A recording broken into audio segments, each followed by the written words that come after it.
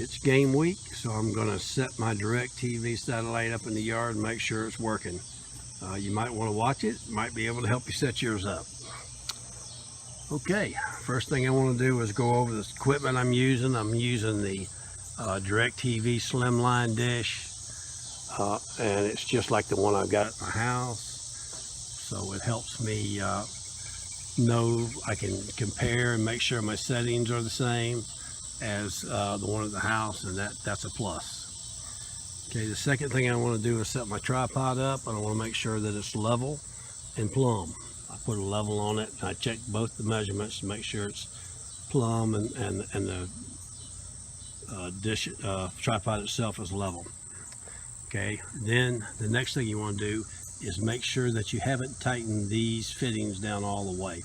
This is what holds the pole in tight, and you want it to be loose because we're going to rotate this satellite dish this way until we can find the satellite. All right, so after we've done all that, we'll go ahead and hook the coax cable up to the LNB, and from there the coax cable goes to this SWIN switch, DirectTV SWIN switch, and your equipment at the house will have this if it's the same as I have. Coax cable goes on this side. It's the SWIN connection on this side. This coax cable goes from here to the back of the HD box. Okay, from there to there.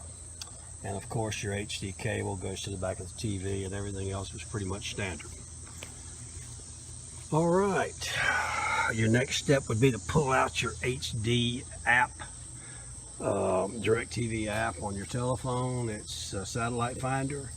Point into the sky, find the general direction of the satellites, so you'll know which way to turn this thing.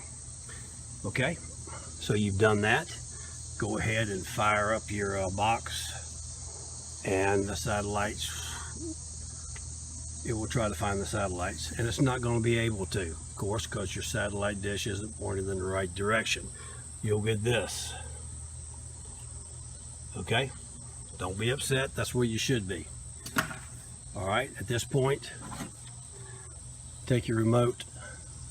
It's telling you to click on more information. Don't do that. Hit menu. When you hit menu, you'll get this screen here. Okay, yours may have a list on this side, and down at the bottom I think is settings, and you'll click that. But anyway, you'll really want to get to that right there, signal strength. So let's take our remote and scroll on over, hit the signal strength. Zeros will appear, and that's normal because satellites, of course, have not been found. That's okay. This is just the next step. We want to scroll over, and we want to scroll down to signal meters. So click on that. Okay. Your tuner graph will come up, and of course you have not acquired a signal yet because the satellite hasn't been found. That's okay. Go ahead and set the remote down. Take the volume on your remote control on your TV and turn it up, because you may want to listen. When we find the signals, it's going to make noise when it's going to appear here, but you're going to hear it beep, and that can be a help sometimes, especially if you're out of line of the TV. So, okay, we're at that point. We want to physically turn the satellite from one side to the other into the direction of the satellite in the sky, and go slow. Don't go fast once you get to the general area. And when you get there,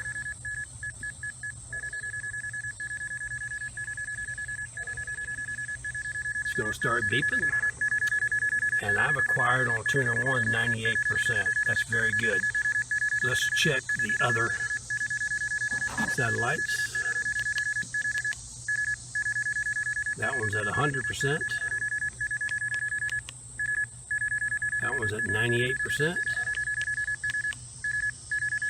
And that's at 96%. That will get every channel and it'll get it perfectly. So that's good.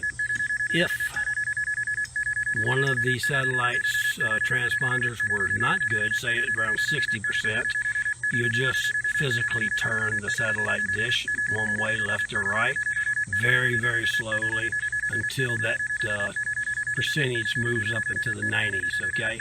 And you'll know you're okay from that point. You're going to reach every channel.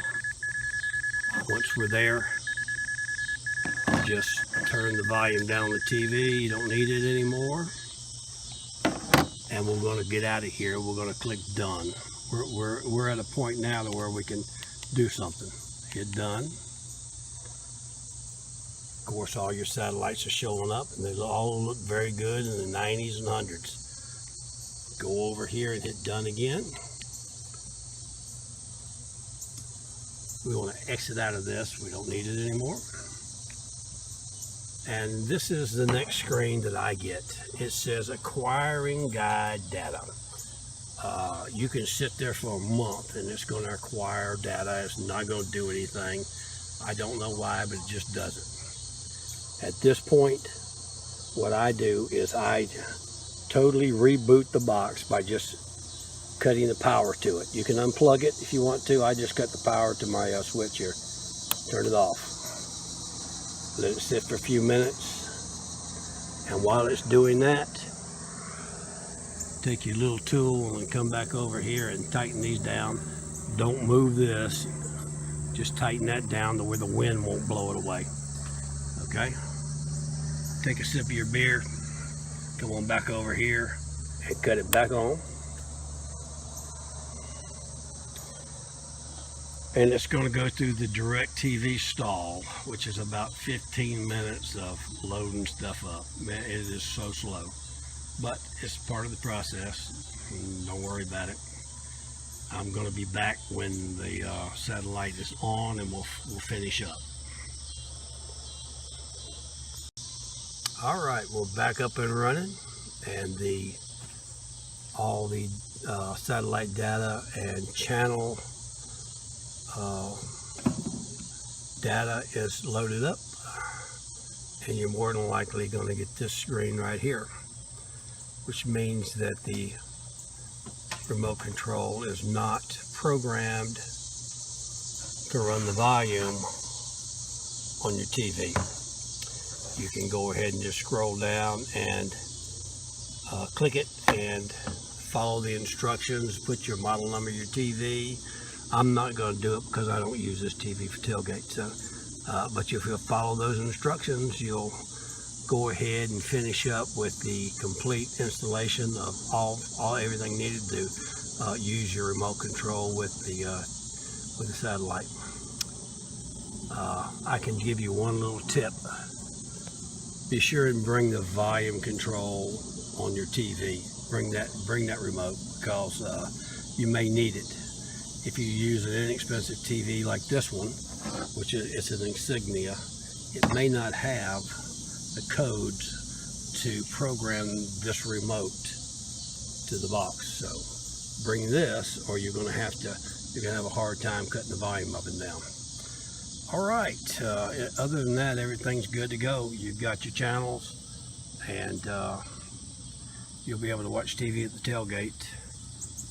There was one other thing I needed to talk with you about. I use the tailgate and dish instead of those little tailgater boxes that automatically find the satellite.